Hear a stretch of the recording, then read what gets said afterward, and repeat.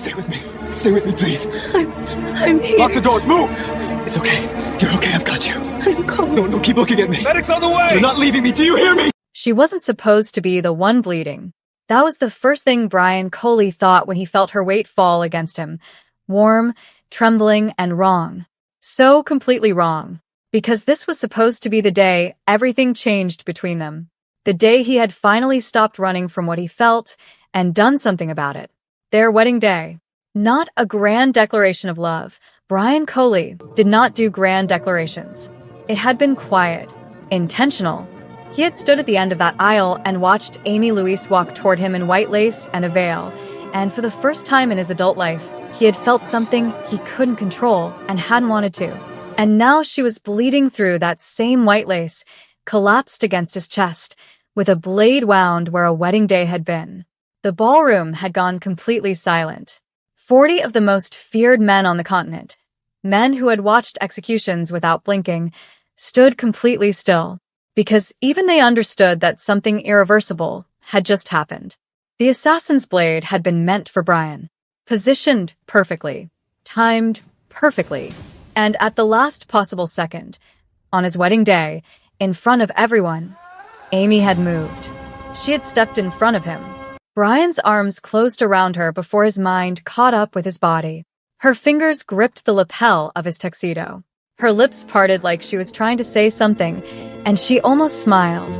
She almost smiled at him, with a blade wound in her chest, in a wedding gown soaked red, surrounded by armed men. And Brian Coley, cold, untouchable, feared Brian Coley, felt something inside him crack straight down the middle. Why would she do this? Why would she risk everything, on this day of all days, for a man who had taken 3 years to finally choose her? And the more terrifying question, was he about to lose her the moment he'd finally let himself ever? If this story is already pulling you in, and you can feel your heart in your throat, go ahead and hit that subscribe button right now, and tap the notification bell so you never miss a single episode when new dark romance stories drop. Because this is only the beginning. But to understand why Amy Louise stepped in front of that blade, why a woman who had spent 3 years loving a man in silence chose the most permanent, irreversible way possible to say what she had never said out loud, you have to go back to the beginning. Back to the morning Brian Coley walked into her life, handed her an impossible job, and accidentally gave her his heart without either of them knowing it. Chapter 1. Brian Coley had not planned on getting married this year, or last year, or if someone had asked him 3 years ago, any year within reasonable projection.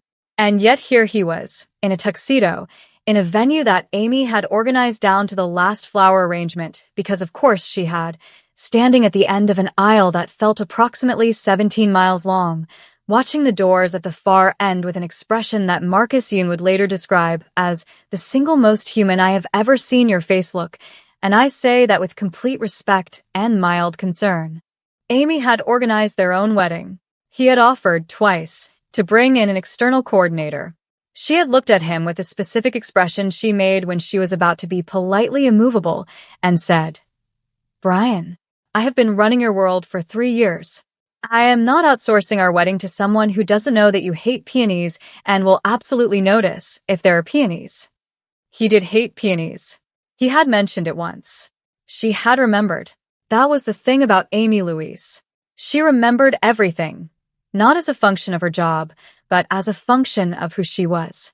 She paid attention to him in a way that had always made him feel simultaneously seen and terrified, and he had spent a significant portion of 3 years pretending that wasn't happening. He had stopped pretending approximately 6 weeks ago. He had walked into her office, sat down across from her desk, and said, with all the romantic eloquence of a man who had never done anything like this in his life, "I would like this to be different. Between us, I would like that." Amy had looked at him for a long moment. Then she had said, "I have been waiting for you to figure that out for 2 years and 4 months. I have a timestamp." He had asked her to marry him the following week. She had said yes before he finished the sentence. He was still rehearsing that particular conviction when the first gunshot shattered the chandelier above the East Corridor, and everything he had spent years building came apart in exactly 90 seconds. The room exploded into controlled chaos. bodyguards moving, weapons drawn, civilians scrambling. Brian was already in motion, hand going to the firearm at his side, eyes cutting through the chaos with the precision of a man who had trained for exactly this. His men were good. His perimeter was solid. Whoever had breached it was either exceptional or suicidal. It turned out they were both. The assassin came from the interior, not the exterior breach, which had been a decoy, beautifully executed. He came through the service corridor, through the kitchen. He had a uniform, a face that matched the staff manifest, and a blade designed to leave no ballistic trace. He had studied Brian. He knew Brian's position in the room. He knew the security rotation. He knew exactly which angle left the smallest window of exposure. What he had not accounted for, what no one had accounted for, was Amy. She saw him before the bodyguards did. Maybe it was the way he moved. Maybe it was 3 years of watching this world closely enough to know when something was wrong. Whatever it was, Amy Louise saw the blade come up, saw the trajectory, and she did not freeze. She moved. The blade caught her across the chest, deep and fast, and she went down against Brian so hard he staggered back 2 steps before his arms locked around her. For 3 full seconds, Brian Coley could not process what had happened. Then he looked down at her face, her eyes half open, her lips parting around something that was not quite a word, and every wall he had ever built began to crack at the base. Amy. His voice came out wrong. Too raw. Too much.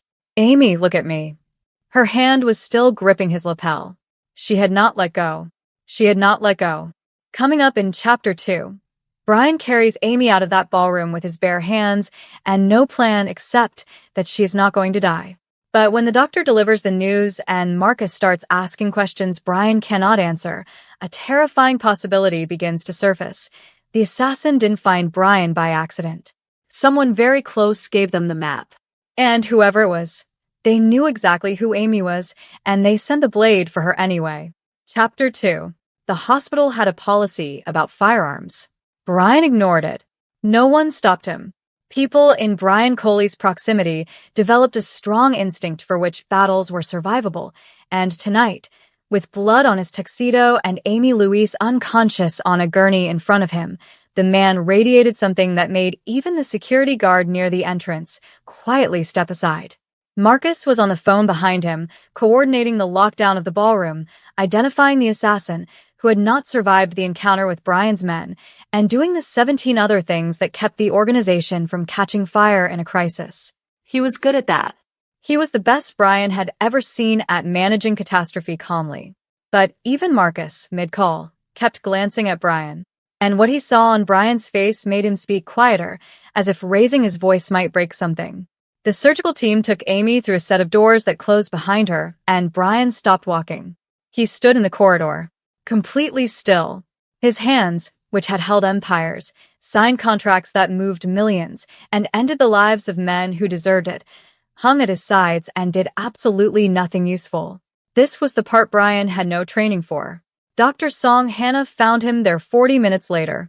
She was the only physician in the city whose discretion Brian trusted, which was the reason he had called her the moment the ambulance doors closed. She had the kind of face that gave nothing away prematurely, which Brian usually respected. Tonight, it made him want to put his fist through the wall. "She's stable," Dr. Song said, before he could speak. The blade missed the primary vessels by less than a centimeter.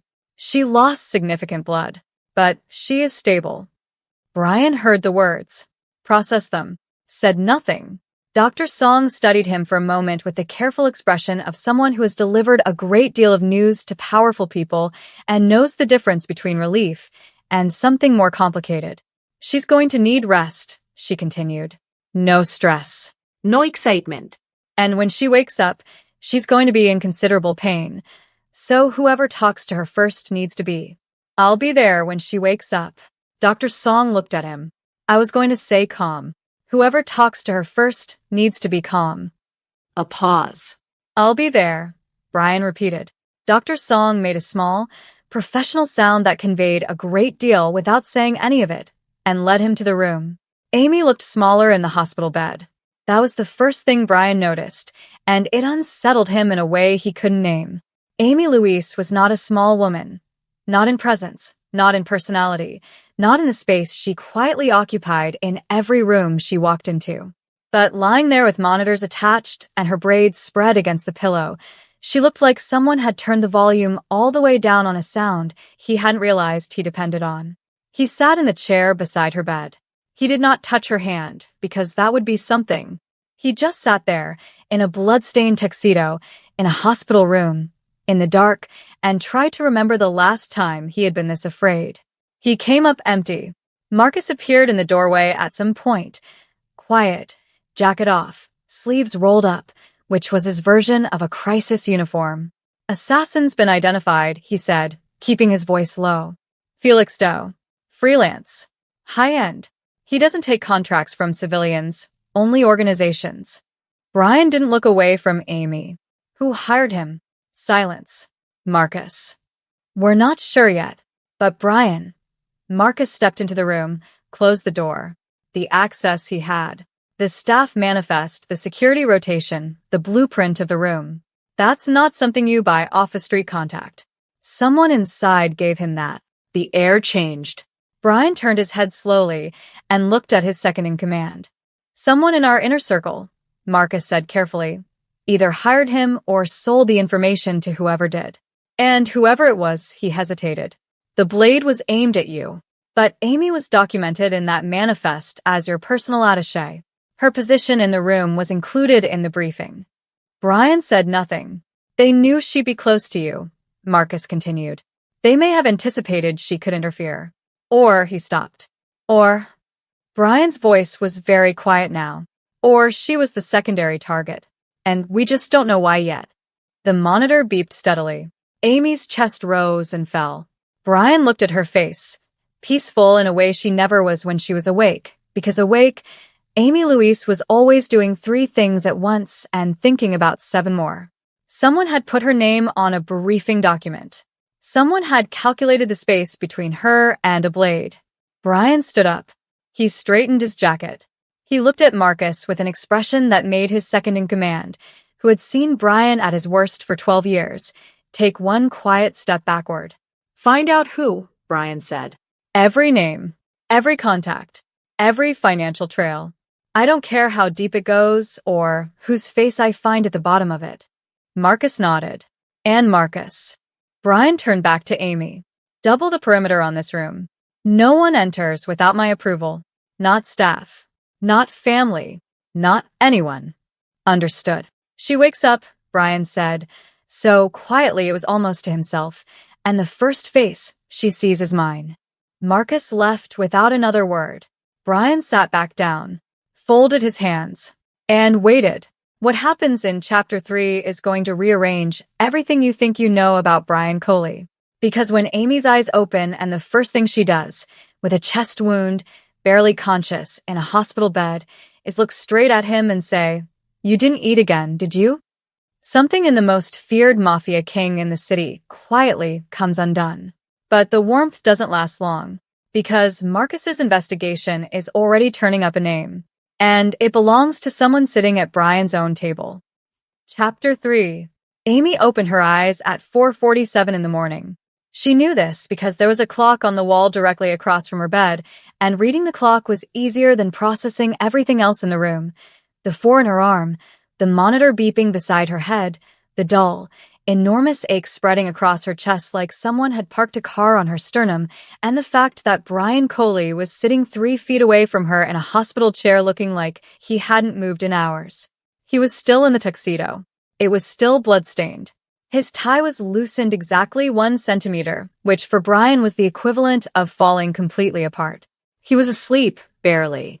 His head had dropped forward slightly, one hand resting on his knee, and even unconscious, the man managed to look like he was guarding something. Amy watched him for a moment. Then she looked at the ceiling. Then she looked at the clock. Then she looked back at him. She remembered the blade. She remembered the angle of it, the speed. She remembered making the choice. And it had been a choice, clear and conscious, not impulse, not accident. She had seen it coming and she had moved, because the alternative was something her entire body rejected before her brain could finish the thought. She was not sorry. She was in extraordinary pain, but she was not sorry. You didn't eat again, did you? Her voice came out rough and not entirely loud, but it was enough. Brian's head came up instantly. Not the slow surfacing of someone waking from deep sleep, but the sharp alertness of someone who had never been fully under. His eyes found her immediately. For 3 full seconds, he just looked at her. Amy had spent 3 years cataloging Brian Coley's expressions, or rather, the very small variations between them, because Brian's face operated on a spectrum between controlled and slightly less controlled. She knew his business face, his threat face, his patience running out face, the one he made when Marcus said something that landed, and he didn't want to admit it. She did not have a name for the face he was making right now. You're awake, he said. That does appear to be what's happening, yes. She tried to shift against the pillow and immediately regretted it. Ow. Don't move. I wasn't planning a marathon, Brian. I was just... Don't move. He was already on his feet, hand going to the call button near the bed, pressing it with the controlled urgency of a man who had decided that medical professionals were going to appear in this room in the next 30 seconds, whether they wanted to or not. Amy watched him. I've Phoenix. You have a 6-centimeter blade wound in your chest. It's not that deep. He turned and looked at her with an expression that short-circuited her next sentence entirely. Okay, she said. It's a little deep. The nurses arrived. Dr. Song arrived shortly after, calm, professional, and visibly unsurprised to find Brian Coley standing at the foot of the bed with the energy of a man prepared to personally supervise every step of Amy's recovery. Vitals were checked. Medication was adjusted. Questions were asked.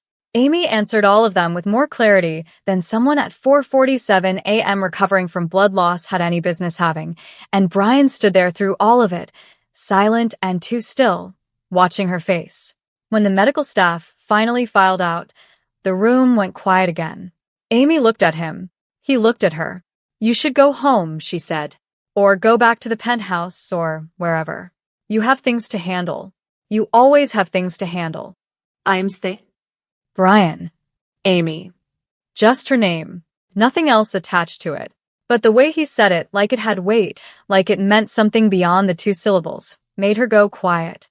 She looked at the ceiling for a moment. Then, is everyone okay? From the gathering? Yes. The catering manager, Mr. O, the one I was talking to, he has bad knees. I was worried about whether he was able to. Amy. I'm just asking. He's fine. Everyone is fine.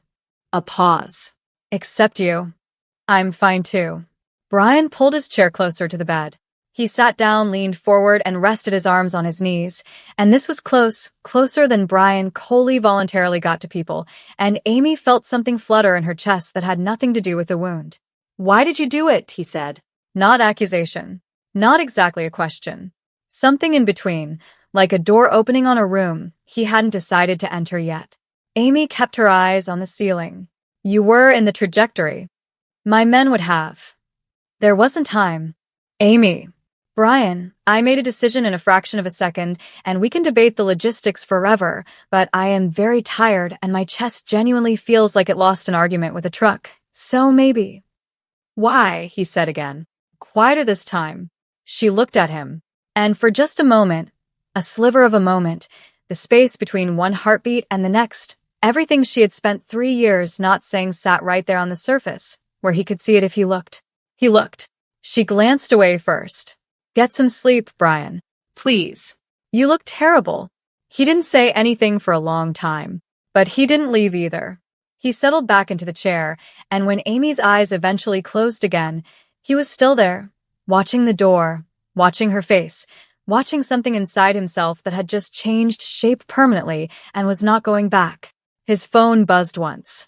He looked at the screen. Marcus, we have a name. Brian stared at the message for a long time.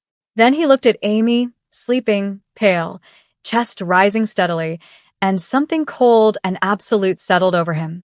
Whoever did this, he thought, has no idea what they just started. Chapter 4 is going to shake this story to its roots. Because the name Marcus found, Brian knows it. He trusted it. He built something with it. And when he sits across the table from the person responsible and realizes just how far back the betrayal goes, and what it has to do with Amy specifically, The cold Mafia king everyone fears is going to become something much, much more dangerous. A man with nothing left to lose. Chapter 4. The name was Raymond Lim. Brian had known Raymond for 11 years. They had built the eastern corridor of the organization together. Two young men with sharp minds and sharper ambitions, carving a path through a world that didn't forgive weakness. Raymond was not his closest ally, but he was trusted. He sat at the table. He knew the protocols, the rotations, the names, the faces. He had known Amy for almost as long as Brian had. Brian took the information Marcus laid out, financial transfers, communication logs, a contact chain that led cleanly from Raymond to Felix Doe's agency, and looked at it without expression for a full minute. Then he straightened the papers into a neat stack, set them aside, and stood. "Where is he?" Brian asked. "Still in the city," Marcus said. "His phones are active. He doesn't know we've traced it yet. Keep it that way. Don't move on him yet." Marcus frowned slightly. "Brian, I said don't move on him yet." He picked up his jacket.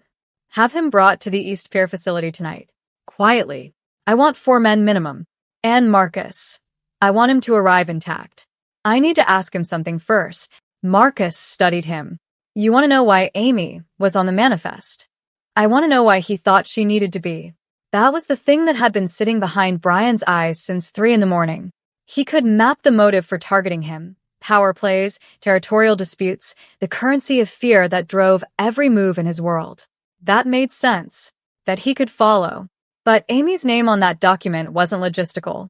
A good operative would strip unnecessary variables from a mission brief. Amy being flagged as personal attaché suggested that whoever built the brief wanted the operative to account for her, either as a potential interference or as something else entirely. Something Brian hadn't let himself finish thinking about until now.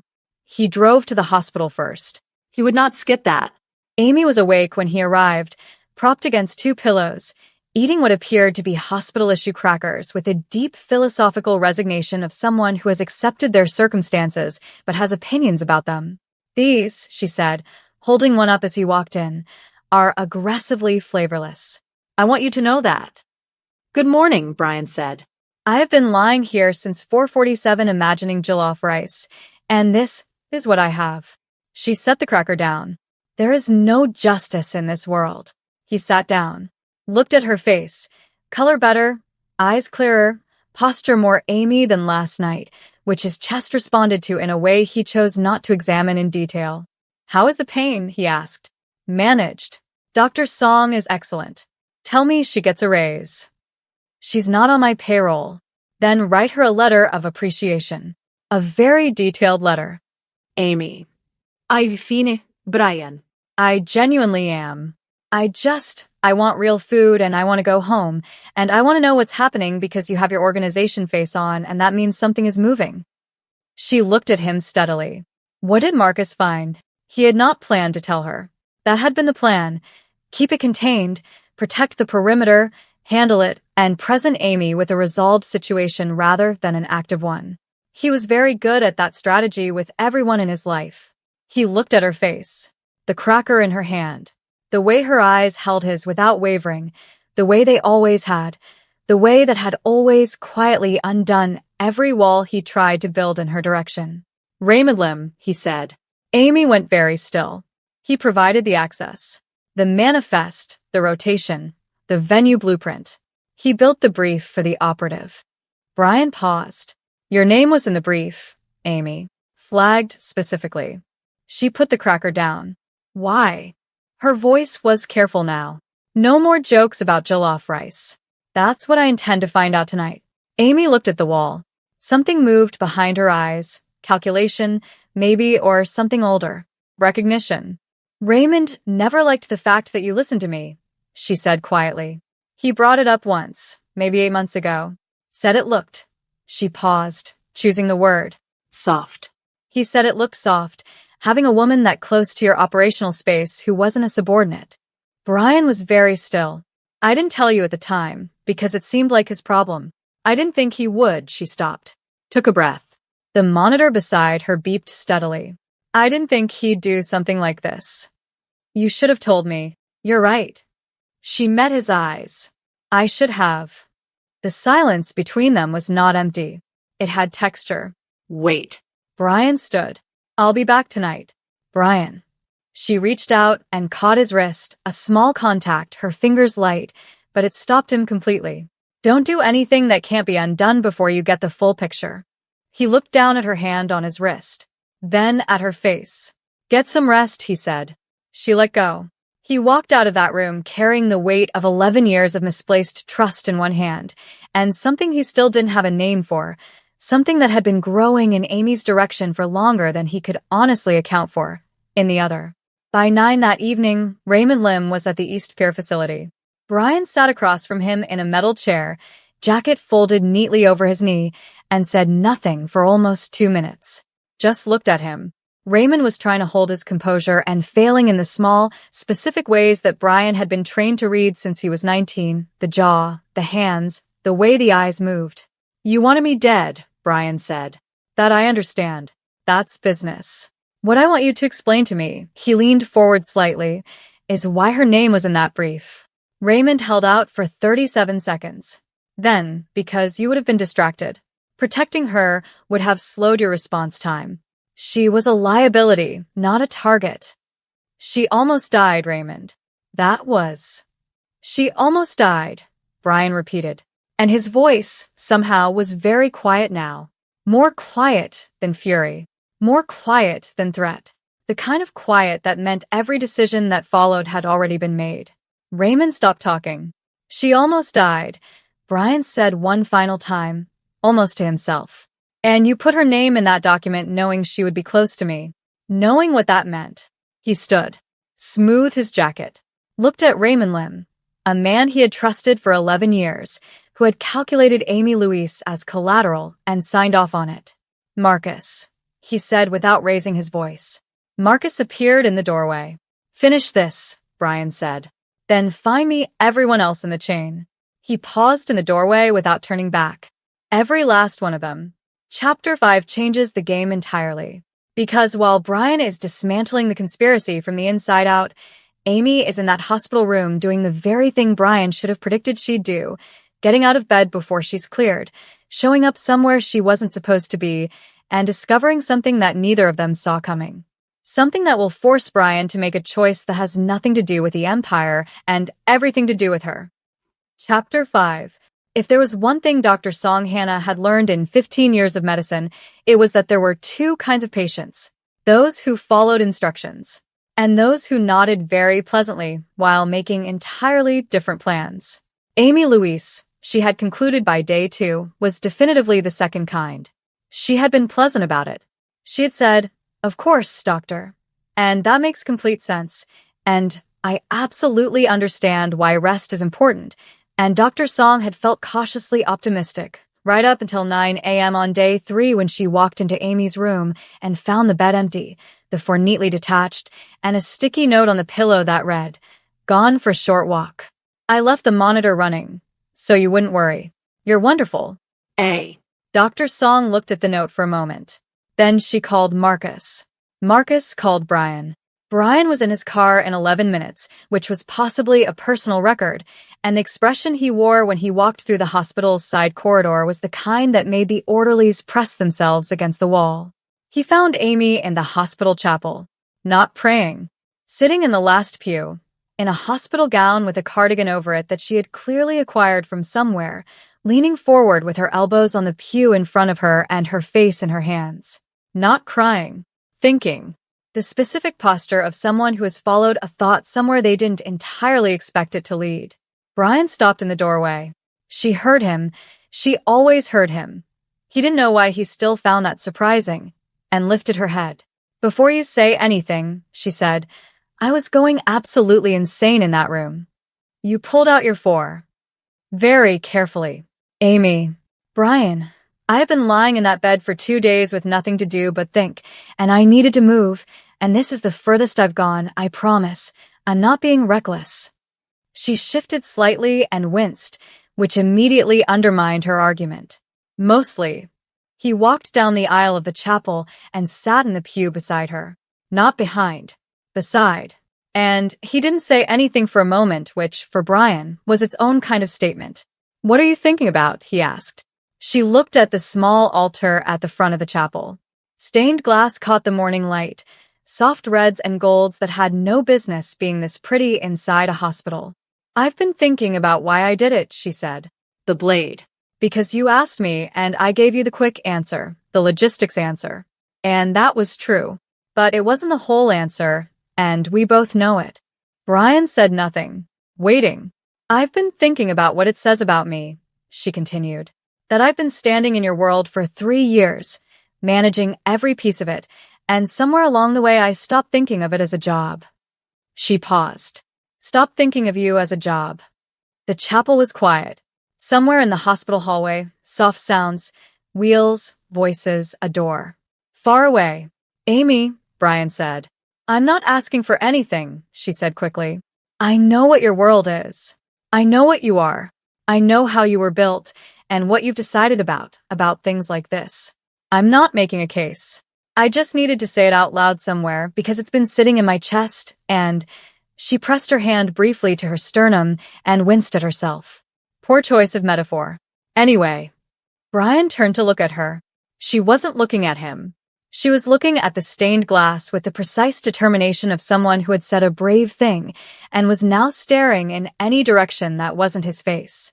"Amy," he said again, "you don't have to say anything. Truly. Would you stop talking for 30 seconds? She stopped. Brian looked at her profile, the line of her jaw, the earring she still had in from the night of the gathering, one small diamond catching the chapel light. He had looked at this woman 100 times across rooms and chosen not to.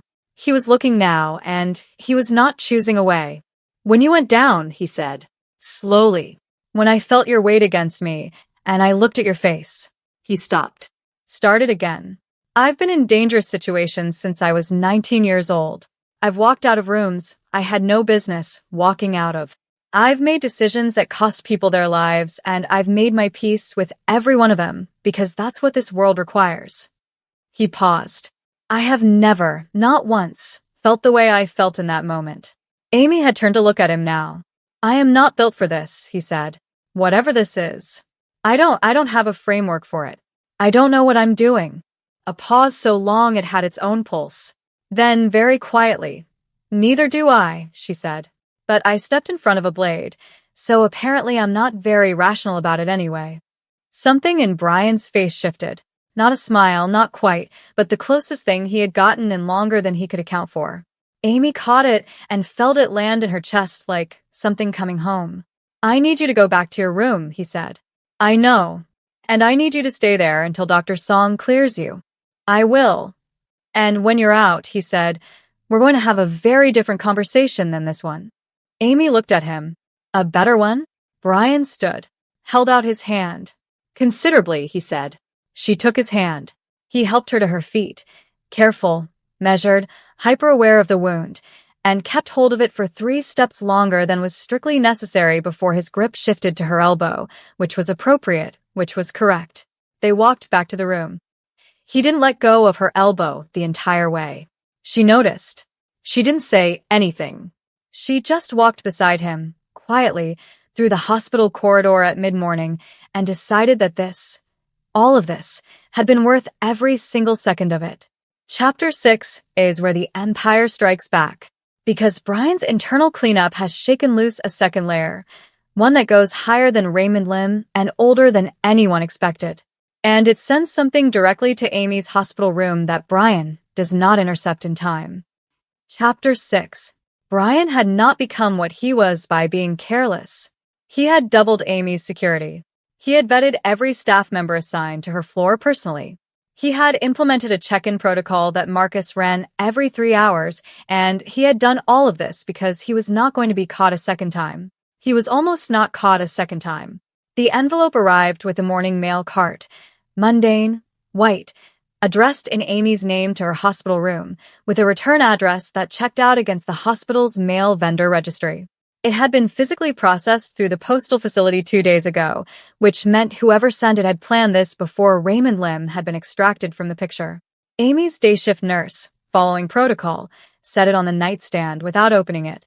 Amy, following her own personal protocol of being curious about everything, opened it herself.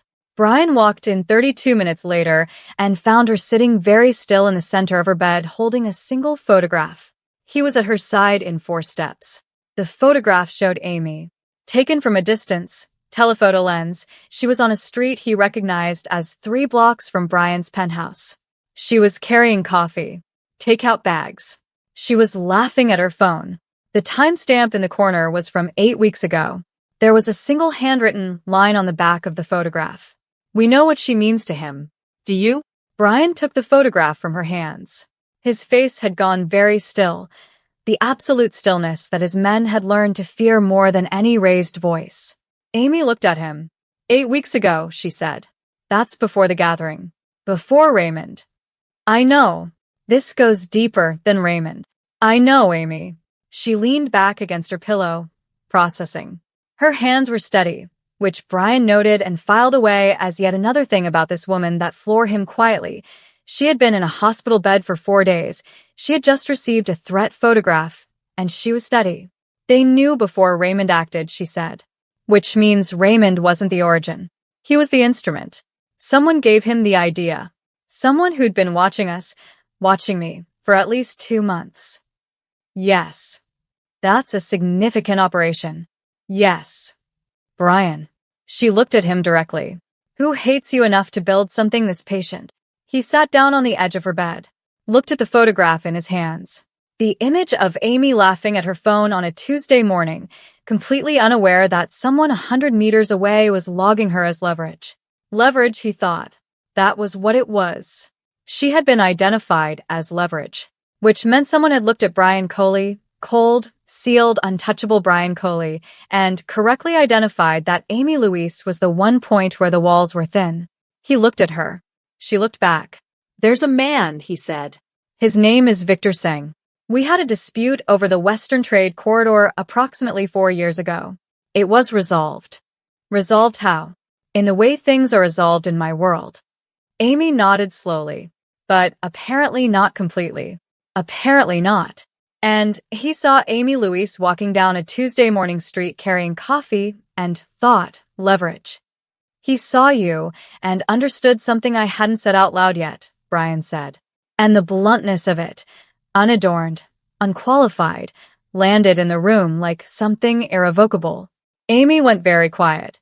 Brian stood, straightened, put the photograph in his jacket pocket. I'll handle Victor Singh. Brian. I will handle it, Amy. He turned at the door. I am going to need you to trust me. She looked at him. I stepped in front of a blade for you. He paused. I think, she said gently, that ship has sailed. He almost smiled again. It was becoming a pattern. Get some rest, he said. And this time, when he said it, it didn't feel like dismissal. It felt like something closer to I'll be back, which she understood because she had spent 3 years learning the difference. She watched the door close behind him and then looked at the ceiling and had a very quiet, very thorough conversation with herself about what exactly was happening and whether she was handling it with appropriate dignity. She concluded that she was not. She was grinning at a hospital ceiling alone at 11 in the morning. She decided she didn't care, even slightly. Chapter 7. Brian goes to find Victor Singh, and what he finds there changes everything. Because Victor isn't running. Victor is expecting him. And what Victor says in that meeting is going to force Brian to make the hardest decision of his entire career, one that might cost him everything he's built, but if he doesn't make it, costs him something he's only just admitted he cannot live without. Chapter 7. Victor Singh was waiting for him. That was the first wrong note, the absence of scramble, of running, of the scrambled defense energy Brian had expected when he walked into Victor's operation with 12 of his best men and neutralized the perimeter in 11 minutes flat. The building was not abandoned. The guards were present. And Victor Singh was sitting in his office on the 4th floor with 2 cups of tea on the table, looking for all the world like a man who had been expecting company. Brian dismissed his men to the corridor and sat across from Victor. Victor Singh was 63.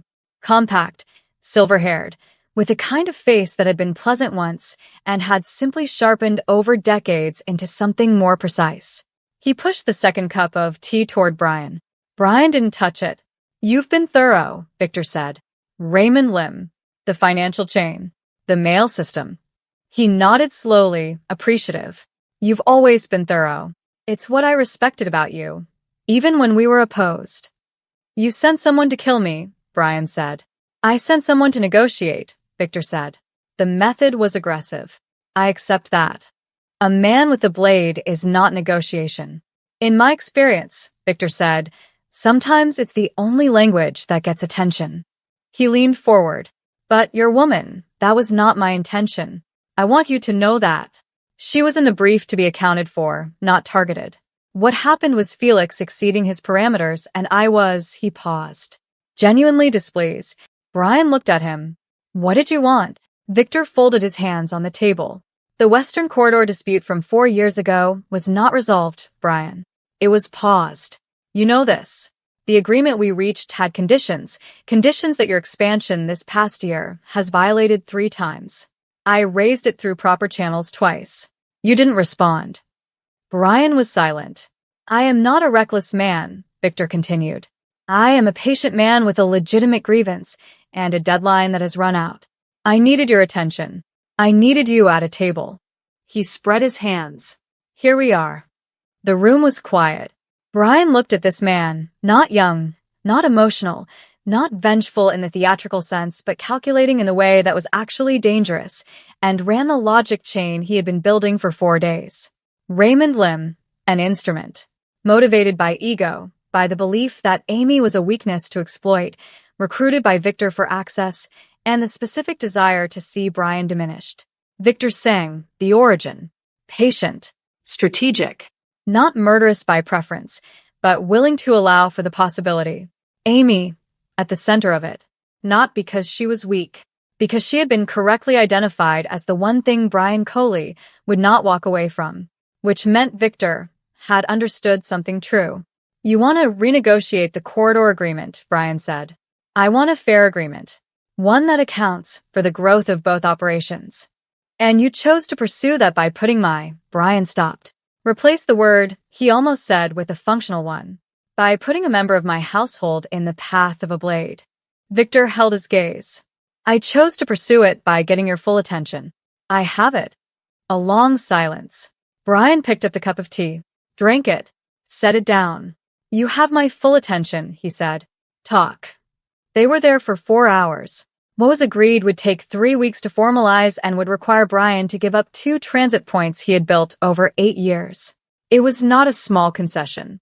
His father's version of him, the version shaped by loss and fury, and the doctrine that any ground surrendered was ground lost forever, would have walked out of that room with blood on his hands and nothing signed.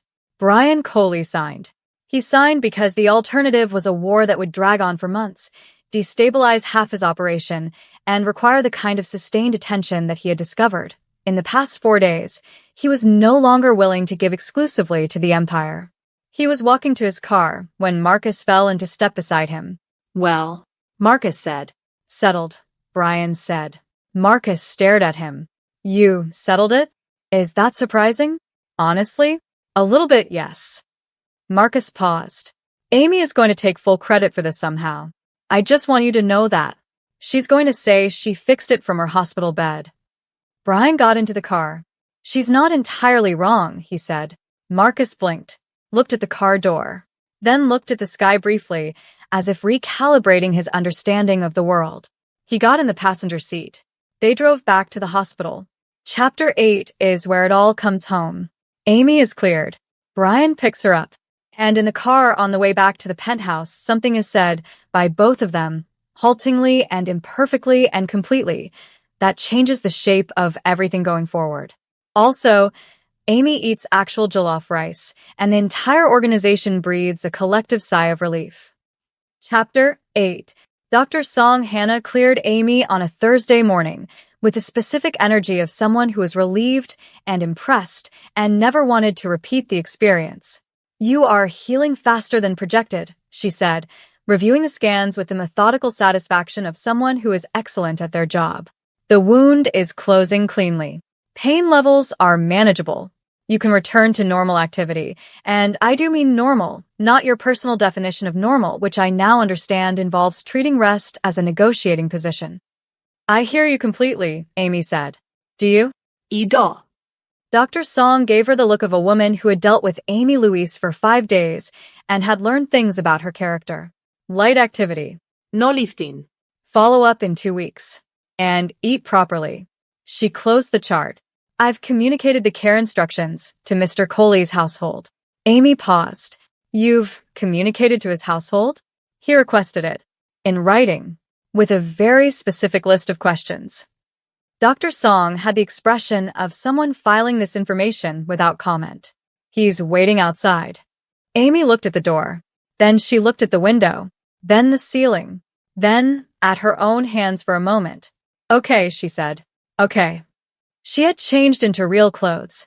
Marcus had sent a bag, bless him, containing things Amy had actually chosen herself, which meant Marcus had either gone into her room or called and asked, and either way she was promoting him internally in her estimation.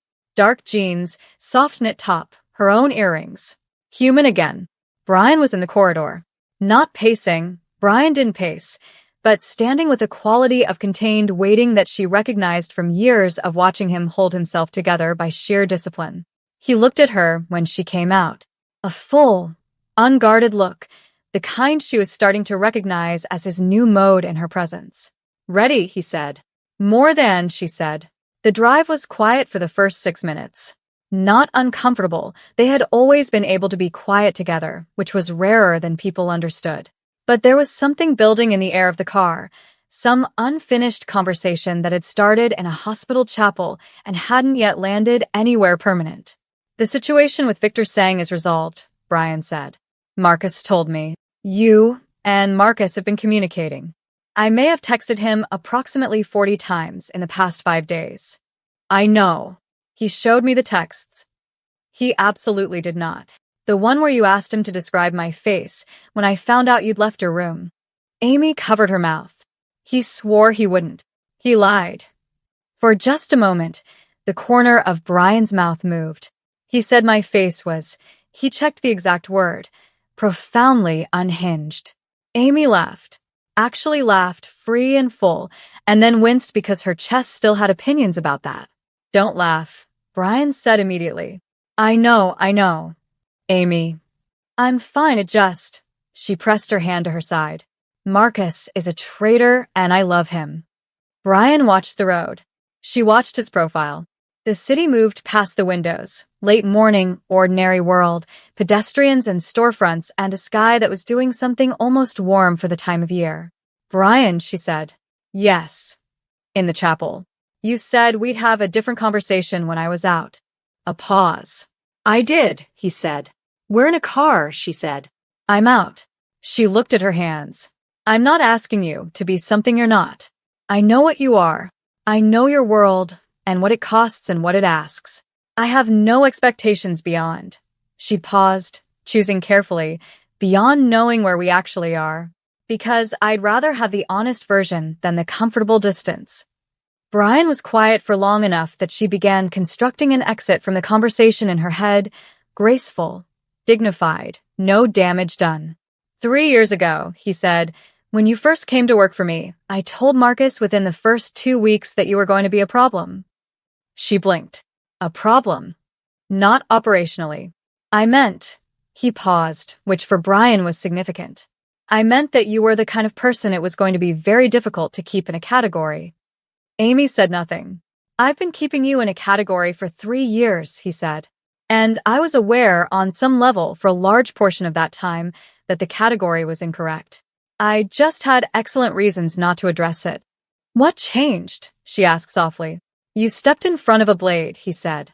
And I held you in my arms while you bled in a white dress, and I looked at your face, and everything I had decided about what I was and wasn't capable of became, very briefly, completely irrelevant. The car stopped at a light. Brian turned and looked at her. I don't know what I'm doing, he said. I told you that. I meant it.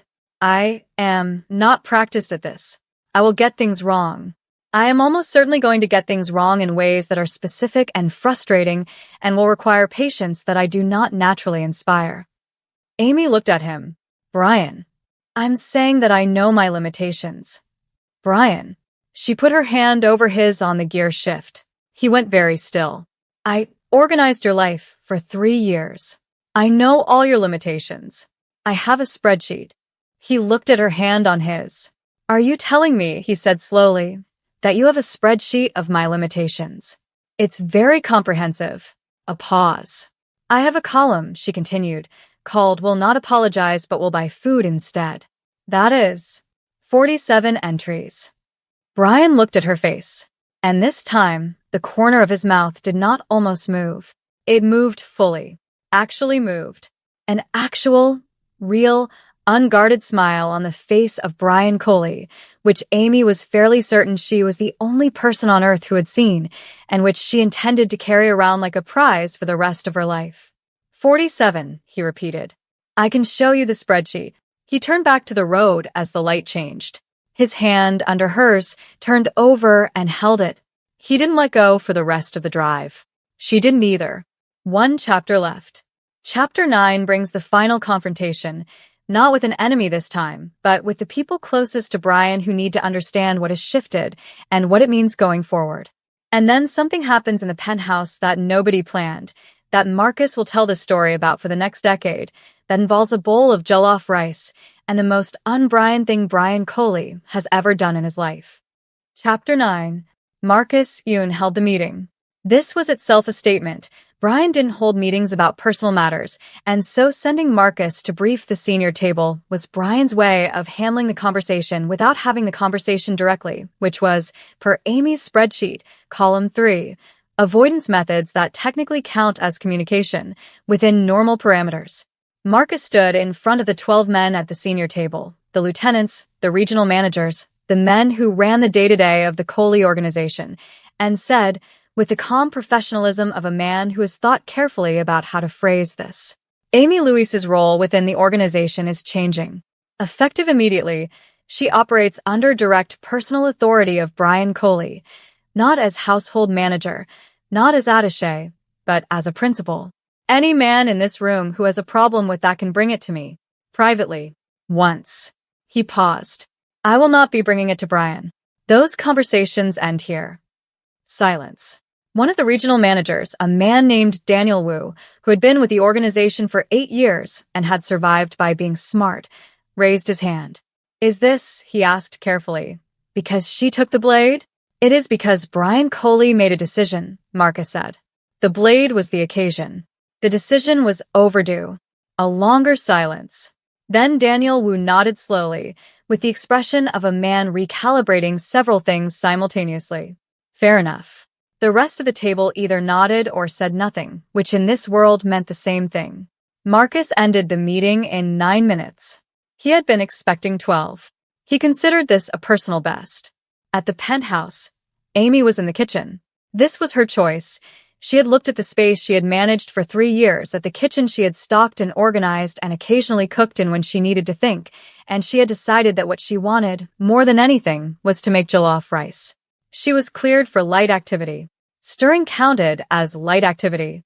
She was choosing to believe that firmly. She was halfway through the tomato base when Brian appeared in the kitchen doorway. He looked at the stove. At her. At the stove again. Dr. Song said rest, he said.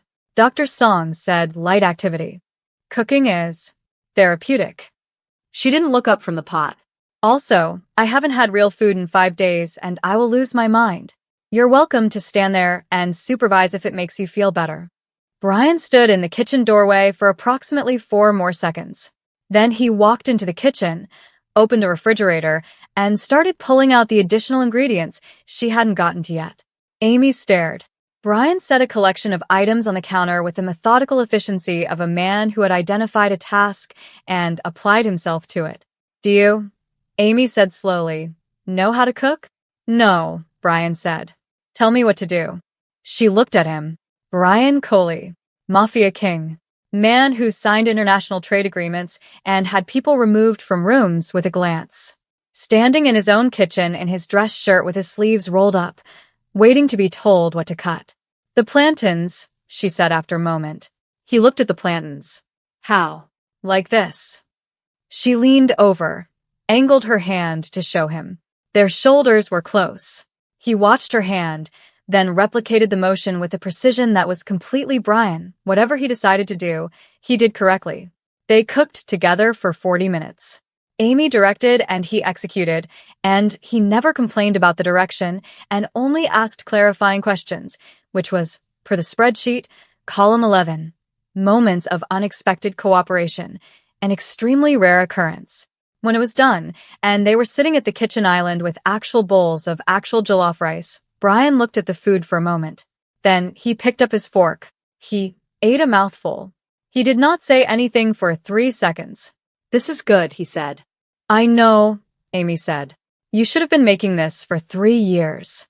I have been making this for 3 years. You kept calling it the rice. He looked at her. I knew it was jollof. You called it the rice. You were being avoidant, which is column 3 of the spreadsheet.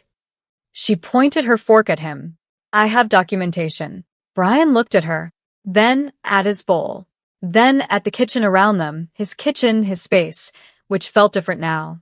Less like a room in a building and more like something specific, something that had an Amy-shaped element it had always been missing. Burn the spreadsheet, he said. I have a backup. Amy. Cloud-based. Multiple servers. I will have Marcus. Marcus helped me build it. She was smiling now, fully, the kind that reached her eyes and stayed. He's in column 17. People who understand Brian better than Brian does. Brian set his fork down, looked at her face. The kitchen light caught the small diamond in her earring, the same one, still in from the night everything changed.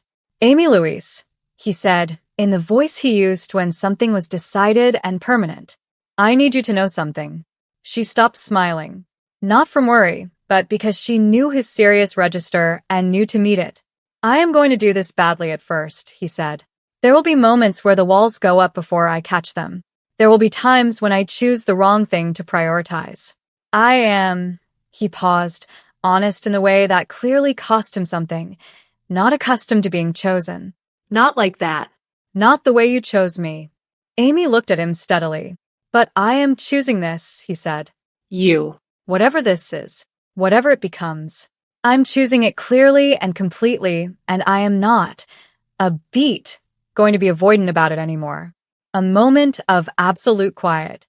Column 3, Amy said softly. Entry 48. Delete it. I'll think about it. Amy. Brian. She leaned forward across the kitchen island, close enough that the rest of the world felt considerably farther away. I chose you before I could finish the thought. You're not going to do this badly. You're going to do it yours, which is different and harder in some ways, but I have been watching you do impossible things with precision for 3 years, and I am not even slightly worried. He looked at her for a long time.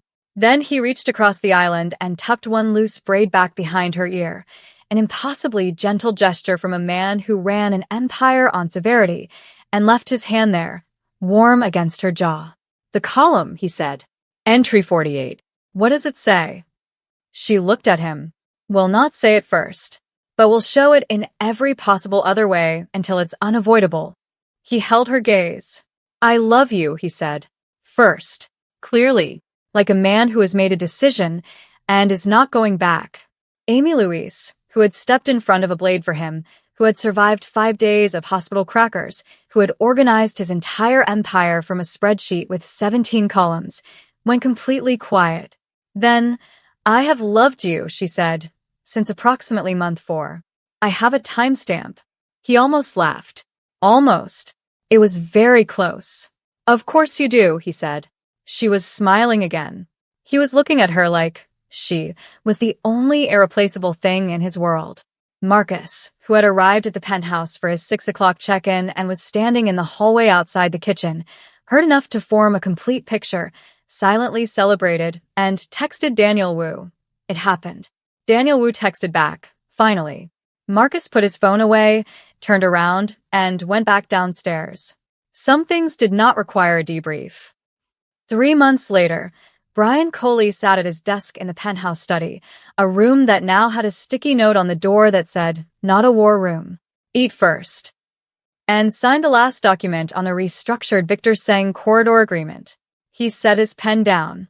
Amy appeared in the doorway, not because she had been summoned, but because she always knew, in the specific way that 3 years of proximity builds in a person, when something was finished. Done, she said. Done, he said. She crossed the room, settled on the arm of the chair beside him, and looked at the signed pages with the quiet satisfaction of someone who appreciates completed things. Column 11, she said. Entry 22. Moments when the Empire runs exactly as it should. He looked at her. Entry 23, she said, softer. Same column. He reached for her hand. She gave it. Outside the study window, the city went on. Vast, complicated, full of danger and beauty and the ordinary miracle of ordinary life. Inside, it was very quiet, very warm, exactly as it should be.